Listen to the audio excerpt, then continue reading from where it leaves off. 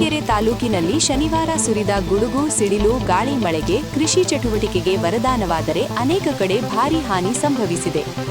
ಮೂಡಿಗೆರೆ ಪಟ್ಟಣದ ಕೆಎಂ ರಸ್ತೆಯಲ್ಲಿ ಬೃಹತ್ ಗಾತ್ರದ ತೆಂಗಿನ ಮರವೊಂದು ವಿದ್ಯುತ್ ತಂತಿ ಮೇಲೆ ಹಾಗೂ ರಸ್ತೆಗೆ ಅಡ್ಡಲಾಗಿ ಬಿದ್ದಿದ್ದು, ಜೊತೆಗೆ ಪಕ್ಕದಲ್ಲಿದ್ದ ಕಾಫಿ ಅಂಗಡಿಯ ಬೋರ್ಡ್ ನೆಲಕ್ಕುರುಳಿದೆ. ಈ ಸಂದರ್ಭದಲ್ಲಿ ರಸ್ತೆಯಲ್ಲಿ ಸಾಗುತ್ತಿದ್ದ ಕಾರೊಂದು ಕ್ಷಣದಲ್ಲಿ ಪಾರಾಗಿದೆ. ಇದರಿಂದ ಟ್ರಾಫಿಕ್ ಜಾಮ್ ಆಗಿದ್ದು, ವಾಹನ ಸಂಚಾರಕ್ಕೆ ತೊಡಕುಂಟಾಗಿತ್ತು. ಕೂಡಲೇ ಪೊಲೀಸರು, ಮೆಸ್ಕಾಂ ಸಿಬ್ಬಂದಿ ಹಾಗೂ ಸ್ಥಳೀಯರು ಮರವನ್ನು ತೆರವುಗೊಳಿಸಿದ್ದರಿಂದ ರಸ್ತೆ ಸಂಚಾರ ಸುಗಮಗೊಂಡಿತು. ತಾಲೂಕಿನ ಹೊರಟಿ ಸಮೀಪ ರಾಷ್ಟ್ರೀಯ ಹೆದ್ದಾರಿಯಲ್ಲಿ ಅಡಕೆ ಮರವೊಂದು ವಿದ್ಯುತ್ ತಂತಿ ಮೇಲೆ ಹಾಗೂ ರಸ್ತೆಗೆ ಅಡ್ಡಲಾಗಿ ಬಿದ್ದಿದೆ. ಅಲ್ಲದೆ ರಸ್ತೆಯುದ್ದಕ್ಕೂ ಅಲ್ಲಲ್ಲಿ ತೆಂಗಿನ ಮರಗಳು ಬಿದ್ದಿದೆ.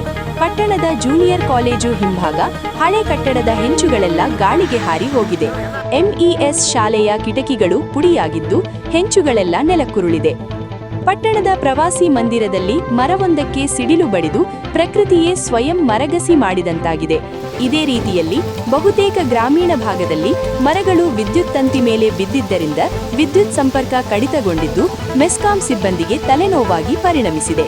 ಆದರೆ ಮಳೆಯಿಲ್ಲದೆ ಕಾಫಿ, ಕಾಳುಮೆಣಸು, ಅಡಕೆ ಸೇರಿದಂತೆ ಇತರೆ ಬೆಳೆಗಳಿಗೆ ಸ್ಪ್ರಿಂಕ್ಲರ್ ಮೂಲಕ ನೀರಾಯಿಸುತ್ತಿದ್ದ ರೈತರಿಗೆ ಮಳೆಯಿಂದ ರಿಲೀಫ್ ಸಿಕ್ಕಿದೆ.